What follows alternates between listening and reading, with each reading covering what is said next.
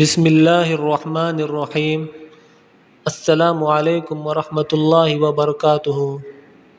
ناظرین، حضرت نوح علیہ السلام اپنی قوم کو دین کی دعوت دیتے رہے اور ان کے دلوں میں اللہ تعالیٰ کی عظمت بٹھاتے رہے، لیکن ان کی قوم کا ان کی دعوت قبول کرنے کی کوئی راہ نظر نہیں آتی تھی۔ اس کے ساتھ ساتھ ان کے قوم کی گمراہی اور بڑھ گئی اور وہ یہ سمجھنے لگے کہ ہم نوح علیہ السلام سے زیادہ علم و فہم رکھنے والے ہیں۔ حضرت نوح علیہ السلام کا اپنی قوم کو سینکڑوں سال دعوت دینے کے بعد اور کئی تکلیفوں پر صبر کرنے کے نتائج اپنے پروردگار کے سامنے پیش کیے اور یہ دعا کی کہ اے اللہ، اس قوم کو ہلاک و تباہ فرما دے تاکہ یہ قوم مزید زمین میں فساد برپا نہ کر سکے اور دوسروں کو بھی گمراہی کے گڑھے میں نہ ڈال سکے۔ بالآخر اللہ تعالیٰ کا حکم آ گیا جو اپنے اندر عظیم معجزات کو چھپائے ہوئے تھا۔ اللہ تعالیٰ نے نوح علیہ السلام سے فرمایا کہ اے نوح، تم ہماری نگرانی میں اور ہمارے حکم سے کشتی تیار کر لو۔ حضرت نوح علیہ السلام نے اللہ تعالیٰ سے پوچھا کہ کشتی کیا ہوتی ہے؟ تو اللہ تعالیٰ نے بتایا کہ وہ لکڑی کا ایک گرسا ہوتا ہے۔ تب نوح علیہ السلام نے اللہ تعالیٰ سے لکڑیوں کے بارے میں سوال کیا کہ وہ کہاں سے لاؤں؟ اللہ تعالیٰ نے ان کو ساگوان درخت لگانے کا حکم دیا جس کی شاخیں، جڑیں اور لکڑی بہت زیادہ ہوتی ہے۔ نوح علیہ السلام نے ان درختوں کو لگایا اور 40 سال تک انتظار کیا، یہاں تک کہ درختوں کے کئی زبردست جنگلات بن گئے۔ اس عرصے میں حضرت نوح علیہ السلام نے اپنی قوم کو دعوت نہیں دی اور اللہ تعالیٰ نے ان کی عورتوں کو بانجھ کر دیا، یعنی اب ان کی عورتوں کو اولاد ہونا ختم ہو گئی۔ تو پھر اللہ تعالیٰ نے ان درختوں کو کاٹنے کا حکم دیا۔ پھر حضرت نوح علیہ السلام نے اللہ تعالیٰ سے عرض کیا، اب یہ بتائیے کہ یہ کشتی کیسے تیار کروں؟ اللہ تعالیٰ نے فرمایا، اسے 3 صورتوں میں تیار کرو۔ اس کا سر مرغ کے سر کی طرح ہو، اس کا پیٹ پرندے کے پیٹ کی طرح ہو اور دم مرغ کے دم کی طرح بناؤ، اور اس کشتی کے دروازے اس کے دونوں جانب بناؤ اور اس کے 3 منزلیں بناؤ، اور اس کی لمبائی 80 گز اور چوڑائی 50 گز اور آسمان کی طرف اس کی بلندی 30 گز ہو۔ پھر اللہ تعالیٰ نے حضرت جبرائیل علیہ السلام کو بھیجا تاکہ وہ نوح علیہ السلام کو کشتی بنانے کا فن سکھا دے۔ نوح علیہ السلام بڑے محنت پسند تھے۔ آپ علیہ السلام لکڑی کاٹتے اور لوہے کو آگ پر گرم کرنے کے بعد کوٹتے۔ یہ جدوجہد اور زبردست قسم کا کام نوح علیہ السلام اکیلے سر انجام دیتے تھے اور لوگ ان کا مذاق اڑاتے تھے اور کہتے کہ اے نوح، کیا بات ہے، پیغمبری کے بعد بڑی بن گئے ہو؟ اور کبھی یہ کہتے کہ اس دیوانے کو دیکھو، پانی پر چلانے کے لیے پانی سے ہزاروں میل دور گھر بنا رہا ہے۔ حضرت نوح علیہ السلام نے ان پر واضح کر دیا کہ اگر تمہارے کفر اور بغض اور مذاق برقرار رہے تو اللہ تعالیٰ کا عذاب لازمی طور پر آ جائے گا، اور ایک دن ہم تم پر ہنسیں گے جس طرح تم ہم پر ہنستے ہو۔ اللہ تعالیٰ نے حضرت نوح علیہ السلام کی طرف وحی کی کہ میرا غصہ نافرمانوں پر بڑھتا جا رہا ہے، کشتی جلدی سے جلدی تیار کرو۔ نوح علیہ السلام نے یہ دیکھ کر کچھ کام کرنے والے لوگ مزدوری پر رکھے جو ان کے ساتھ مل کر کشتی بنانے کا کام کرتے رہے۔ آپ علیہ السلام کے ساتھ آپ علیہ السلام کے بیٹے سام، حام اور یافس بھی لکڑیاں تراشتے رہے۔ بالآخر نوح علیہ السلام نے 607 گز لمبی اور 330 گز چوڑی کشتی بنا لی جس کی بلندی 33 گز تھی۔ اللہ تعالیٰ نے کشتی کے پاس ہی سے تارکول کا چشمہ جاری کر دیا، چنانچہ نوح علیہ السلام نے اس کشتی کے اندر اور باہر وہ تارکول مل دیا اور اسے لوہے کے کیلوں سے مضبوط کر دیا۔ جب کشتی مکمل طور پر بن کر تیار ہو گئی تو اب صرف ایسے سمندر کی ایجاد باقی رہ گئی جس پر وہ کشتی چل سکے تاکہ خدا کی زمین کفر کی گندگی سے پاک و صاف ہو جائے۔ بس ایک دن طلوع فجر کے وقت ایک تنور سے پانی نکلنا شروع ہوا۔ کہا جاتا ہے کہ وہ حضرت آدم علیہ السلام کا تنور تھا جس میں روٹیاں بنائی جاتی تھی۔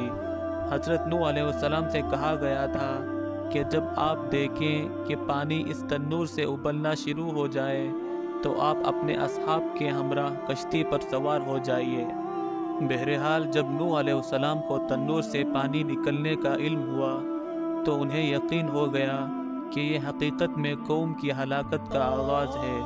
اللہ تعالیٰ کا حکم ہوا کہ اے نوح، ہر قسم کے جانوروں میں سے ایک نر اور ایک مادہ کو کشتی میں چڑھا لو اور ایمان لانے والوں کو بھی اس پر چڑھا لو۔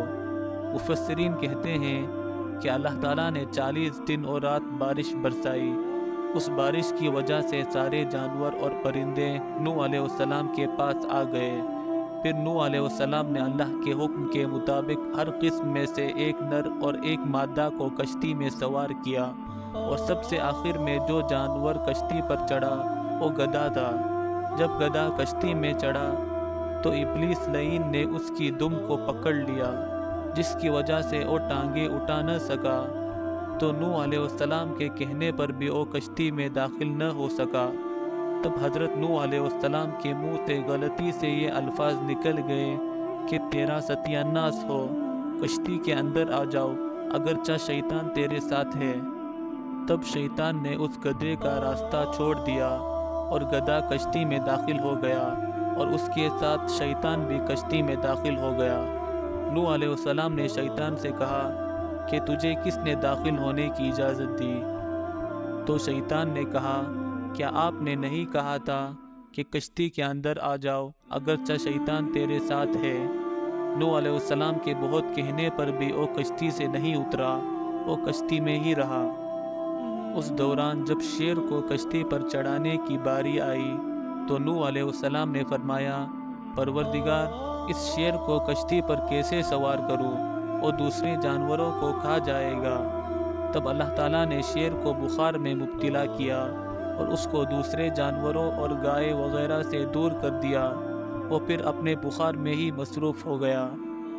پھر حضرت جبرائیل علیہ السلام اللہ تعالیٰ کے حکم سے زمین پر اترے اور کشتی میں ہر قسم کے جانوروں کے جوڑے سوار کیے۔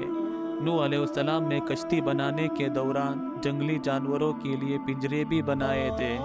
اسی طرح وہ لوگ کشتی پر سوار ہوئے جو نوح علیہ السلام پر ایمان لائے تھے۔ کہا جاتا ہے کہ ایمان لانے والوں کی تعداد صرف 80 تھی۔ جب سارا کام مکمل ہوا تو نوح علیہ السلام اور ان کے اصحاب حکم خداوندی کا انتظار کرنے لگے۔ نوح علیہ السلام کی بیوی نے اسلام قبول نہیں کیا تھا، اس لیے وہ بھی کشتی پر نہیں چڑھی، حالانکہ وہ نوح علیہ السلام کے تمام بچے حام، سام، یافس اور کنعان کی ماں تھی، اور وہ بھی اس طوفان میں غرق ہو گئی۔ پھر کیا تھا؟ اللہ تعالیٰ نے آسمان سے ایسی بارش برسائی کہ زمین پر ایسی بارش نہ پہلے کبھی ہوئی اور نہ اس کے بعد ایسی بارش کبھی ہوگی۔ پھر اللہ تعالیٰ نے زمین کو ابل جانے کا حکم دیا، البتہ زمین کا کوئی سوراخ ایسا نہ بچا جس سے پانی نہ نکل رہا ہو۔ پانی کی سطح پہاڑوں سے بھی بلند ہو گئی، بارش مسلسل جاری رہی اور دریاؤں کی موجیں زمین کے خشک حصے کو ہڑپ کرنے لگی۔ پہلی مرتبہ ساری دنیا پانی میں غرق ہو گئی، کوئی خشک جگہ باقی نہیں رہی، اور پانی میں زبردست جوش آیا اور دریاؤں کی موجیں خوفناک ترین سطح تک پہنچ گئی۔ نوح علیہ السلام نے اس طوفان کے دوران اپنے بیٹے کنعان کو دیکھا جو ایک پہاڑ پر کھڑا تھا۔ نوح علیہ السلام نے اس کو بہت بلایا، لیکن اس نے یہ کہا کہ یہ پہاڑ مجھے ڈوبنے سے بچائے گا۔ تو ایک بہت بڑی موج اس کشتی اور نوح علیہ السلام کے بیٹے کے بیچ حائل ہوئی، جس سے نوح علیہ السلام کا بیٹا غرق ہو گیا اور دوسرے سب کافر غرق ہو گئے۔ ساری زمین کفر اور کفار سے خالی ہو گئی۔ پھر زمین دوبارہ اپنی اصلی حالت پر لوٹ آئی۔ اللہ تعالیٰ نے زمین کو حکم دیا کہ پانی کو نگل جا، اور آسمان کو حکم دیا کہ تھم جا۔